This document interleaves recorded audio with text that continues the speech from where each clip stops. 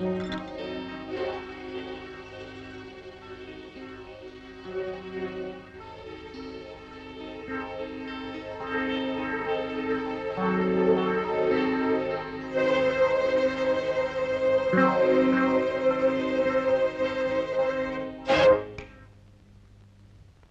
രാത്രി അവരെന്നെ ബോധം കെടുന്നതുവരെ തല്ലി.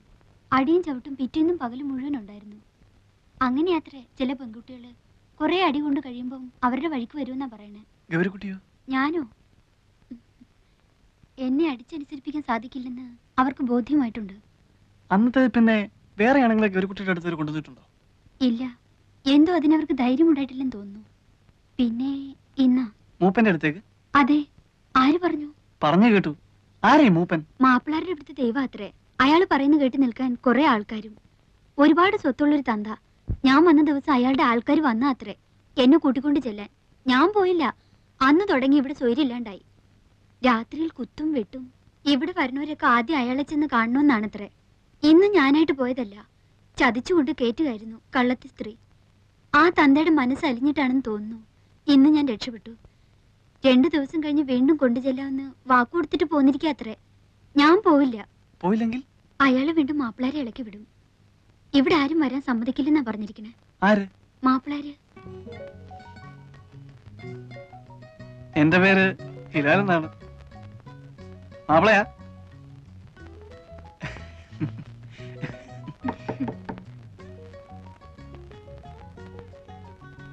ഊണ് കഴിക്കണ്ടേ? ഓ,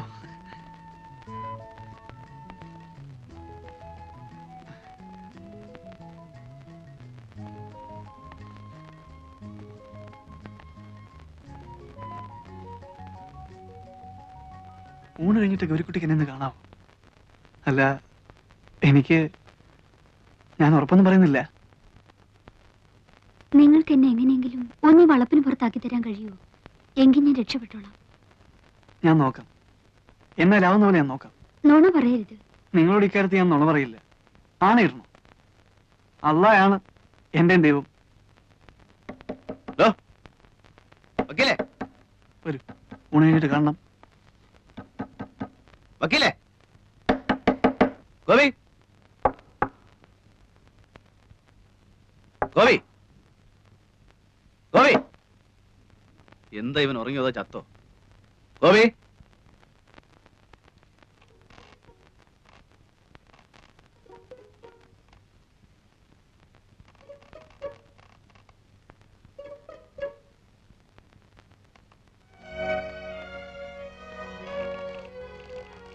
ചങ്കൂസ്, നിനക്കൊന്നും ആഹാരം വേണ്ടേ? ഇങ്ങോട്ട് ഇറങ്ങി നിനക്ക്. നിനക്ക്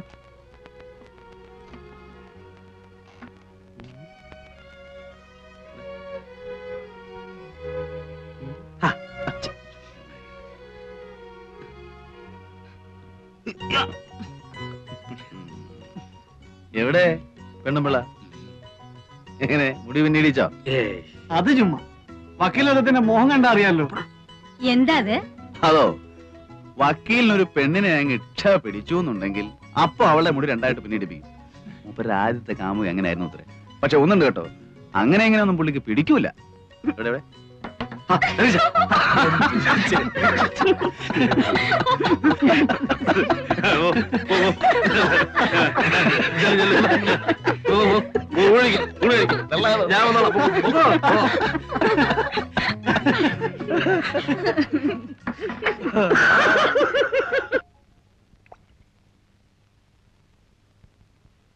തനിക്കെന്താ തോന്നുന്നേ? ഓ, എന്ത് തോന്നാനാ? ഇവളുമാർക്കല്ല ഇതുപോലെ ഓരോ കഥ പറയാനുണ്ടാവും. ഇത് കഥയല്ല വക്കീലേ. അല്ല, ഇതാണ് ഏതാണ്ട് വലിയ പൊണ്ണക്കാര്യം പറയാനുണ്ടെന്ന് പറഞ്ഞ് വിളിച്ചോണ്ട് വന്നത്. സക്രിയൊക്കെ എന്താ തോന്നുന്നത്? ആ വിശ്വംബന്റെ കാര്യം അവള് പറഞ്ഞത് കറക്റ്റാ. ആ സംഭവം ഞാനും പറഞ്ഞതാ. ഏതാണ്ട് ഇതുപോലൊക്കെ തന്നെയായിരുന്നു. ആ കുട്ടി പറഞ്ഞത് മുഴുവൻ നേരാണെന്നേ. സക്രിയ അവളോടൊന്ന് സംസാരിച്ചു നോക്ക്. അപ്പൊ ഞാൻ ഈ പറഞ്ഞ ബോധ്യാവും. എനിക്ക് ഈ വർഗത്തിന്റെ കരച്ചിലും വീഴ്ചിലും കാണാൻ മഹാ എതക്കേടാ. പിന്നെ അവള് പറഞ്ഞതിൽ കുറെ നേരുണ്ടെങ്കിൽ തന്നെ നമുക്കിപ്പോ എന്ത് ചെയ്യാനൊക്കും? എനിക്ക് വയ്യ തല്ലുകൊള്ളാൻ, അതും അന്യനാട്ടി വന്നു കിടന്നു. നീ നിന്റെ കാര്യം നോക്ക് ഹിലാലേ, വെറുതെ ബാക്കിയുള്ളവരെ കൂടെ പുലുവാലി പിടിപ്പിക്കാതെ.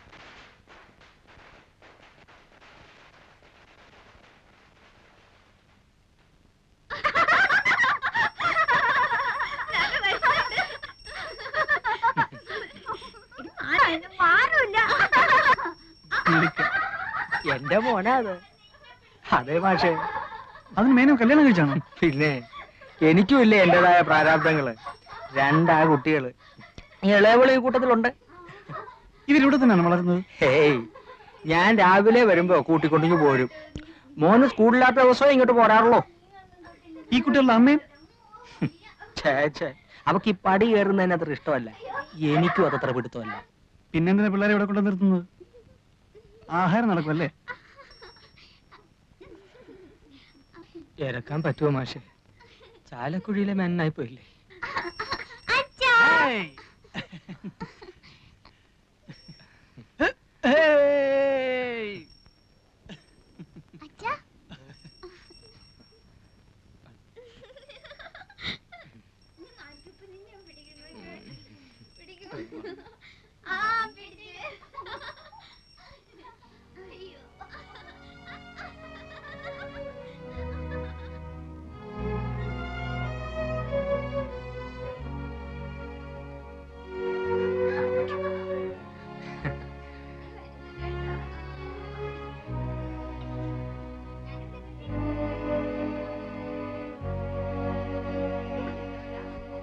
കണ്ടോ, ഈ പണ്ടാരം കാരണം കഴിഞ്ഞ ഒരാഴ്ചയായിട്ട് ഇവിടെ ഒരാൾക്കും സ്വൈര്യം ഇല്ലാണ്ടായിരുന്നു. ഇന്നിപ്പം മര്യാദയ്ക്ക് പോയി കാണേണ്ടവരെ കണ്ടു, ആളും മെരുക്കായി. അപ്പോഴും മാസ്റ്റർ അടുത്ത് ഇത്തിരി നേരം സംസാരിച്ചിരുന്നില്ലേ? ഇവിടെ വന്നിട്ട് ഇപ്പൊ പഠിച്ചു. അതല്ലേ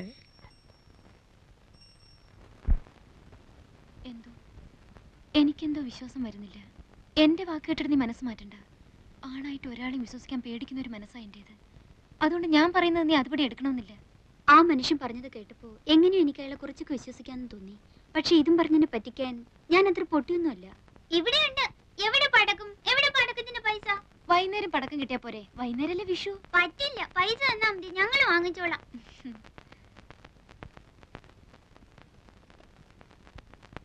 ഇപ്പൊ ഇതിന് വാങ്ങിയാ മതി. വൈകുന്നേരം ചേച്ചി അങ്ങാടിയിൽ അയച്ച് വേറെ വാങ്ങിപ്പിച്ചേരാം. നിറയെ വാങ്ങി തരാന്ന് പറഞ്ഞില്ലേ? എന്റെ മോനും ഇന്ന് അവിടെ പൂത്തിരി കത്തിക്കുന്ന എഴുതിയിട്ടുണ്ട്.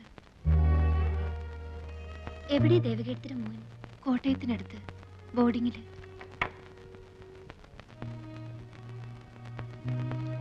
ദേ, ഇതാണ് എന്റെ മോൻ. മിടുക്കനാ പഠിക്കാൻ. ക്ലാസ്സിലെ ബെസ്റ്റ് സ്റ്റുഡന്റ് ആണ്. എവിടെയാ കുട്ടിയുടെ അച്ഛൻ?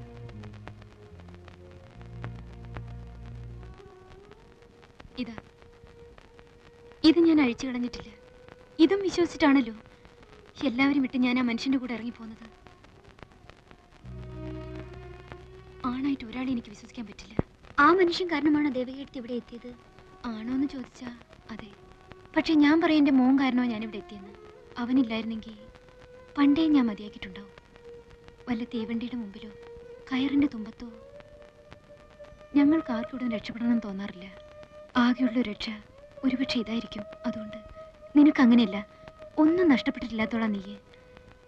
എങ്ങനെയെങ്കിലും നിനക്കിവിടെ ചാടാൻ കഴിഞ്ഞാൽ അതിലേറ്റവും സന്തോഷിക്കുന്നത് ഞാനും ആ പൊട്ടിപ്പെണ്ണൊക്കെ ആയിരിക്കും.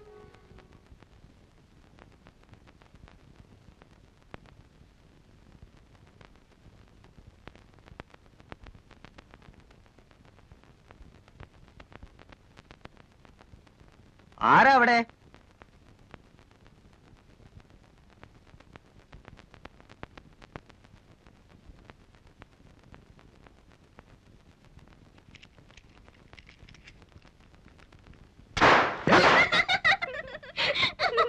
എടാടാ, എങ്കി പിന്നെ ആ ചങ്ങായിന്റെ മൂട്ടിലൊന്ന് പൊടിച്ചോടാ.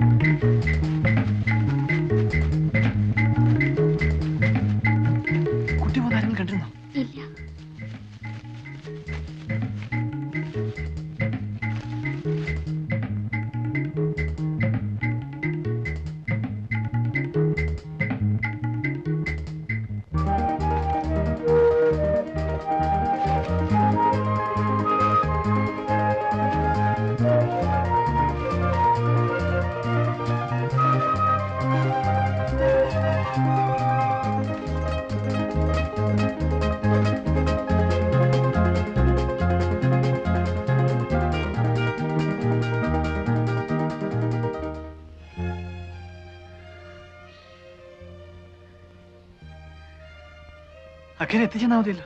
മതി.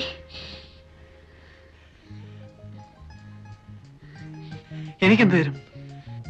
വീട്ടിൽ പോയിട്ട് വാപ്പയും ഉമ്മയായിട്ട് ആലോചനയ്ക്ക് ശേഷം ഞാൻ വരും. അപ്പൊ ഒരു മറുപടി പറഞ്ഞാൽ മതി. ഉമ്മ പറയുന്ന പോലെ നടക്കൂ. ഉമ്മയും ഞാനും ഫ്രണ്ട്സിനെ പോലെയാ. വാപ്പയുടെ സമാധാനത്തിന് വേണ്ടിയിട്ട് ചിലപ്പോ ആമിനാന്നോ ഐഷാന്നോ പേരൊന്ന് മാറ്റേണ്ടി വന്നാല് വിരോധം ഉണ്ടാവില്ലല്ലോ. ഗൗരിക്കുട്ടിക്ക് വേണമെന്നുണ്ടെങ്കിൽ രഹസ്യമായിട്ട് ഞാൻ അങ്ങോട്ട് പേര് മാറ്റാം. വരൂ.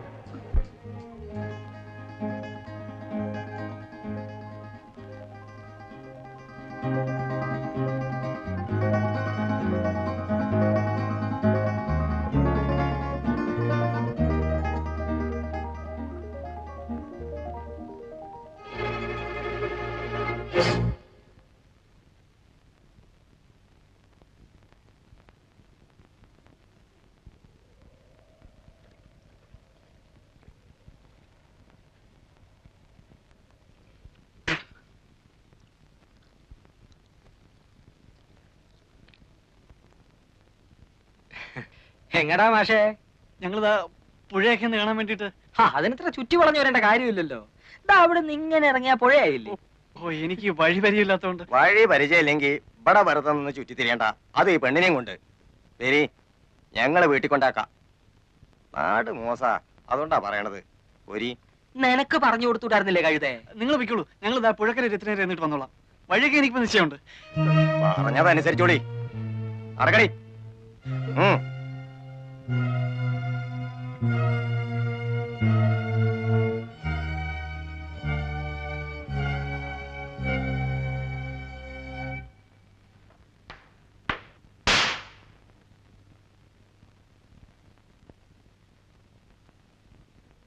എന്താ മേന്നെ ഉറക്കമെന്ന് വെച്ചാ ഉറക്കം തന്നെയാ? മേന്നെ, ഏയ്, എന്തുറക്കാണപ്പോ ഇത്? അല്ല നാരായണോ, ഇരിക്കുക ഇരിക്കുക. കൊറേ ആയല്ലോ, വിശേഷമൊന്നുമില്ലല്ലോ. എന്ത് വിശേഷം? അങ്ങനെ അങ്ങ് കഴിയുന്നു, കുടിച്ചും കുടിക്കാതെ. പണിക്കർക്ക് അസുഖമൊന്നുമില്ലല്ലോ? അസുഖേ പണിക്കർക്ക്? ഞാനിങ്ങോട്ട് പോരുമ്പോ ആനകളെ കുളിപ്പിക്കുന്നത് നോക്കാൻ പോണു. മൂപ്പരും കൂടും ആനയെ തേക്കാനും പിടിക്കാനും ഒക്കെ. ആഹാ, അവർക്കൊക്കെ എങ്ങനെ അസുഖം വരാനാ മേന്നെ? ആഹാരവും തേച്ചുകുളി എല്ലാം ഇപ്പോഴും കൃത്യമല്ലേ? അതുകൊണ്ട് എന്താ, മനസ്സ് 16 വയസ്സല്ലേ ഇപ്പോഴും? നമ്മളൊക്കെ ഒരു പ്രായ പറഞ്ഞിട്ട് എന്താ? അല്ലെങ്കിൽ തന്നെ മഹാഭാഗ്യവാനല്ലേ പണിക്കര്? മൂപ്പരുടെ ഭാഗ്യം ഇപ്പം നമുക്ക് ഭാഗ്യക്കേടായിട്ടാ തീർന്നിരിക്കുന്നത്. അതെന്താ നാരായണ താൻ അങ്ങനെ പറയുന്നത്? അങ്ങനെ പറയാൻ പാടുണ്ടോ? എന്നല്ല പറഞ്ഞത്, ഓരോ ജോലികൾ വന്ന് വീഴുന്നത് കാണുമ്പോ. ആ വളരെടുത്ത് ഒന്നിങ്ങോട്ട് വന്നി.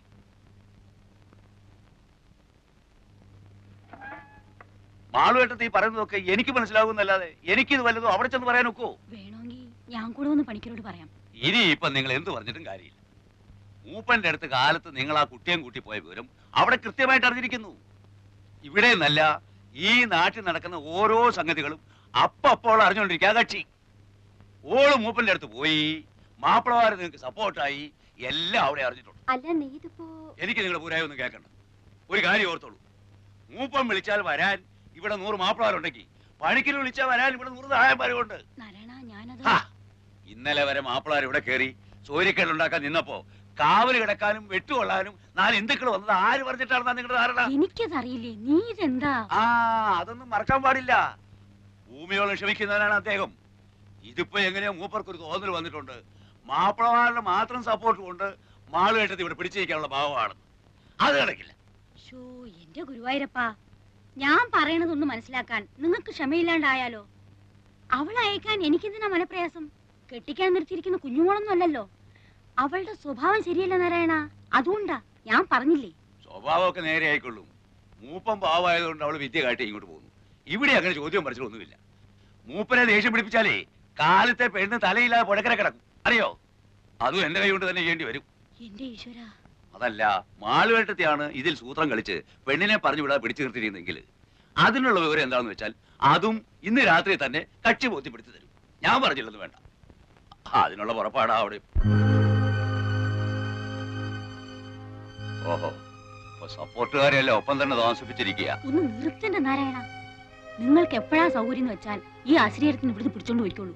കൊല്ലുകയോ കൊല്ലാതിരിക്കയോ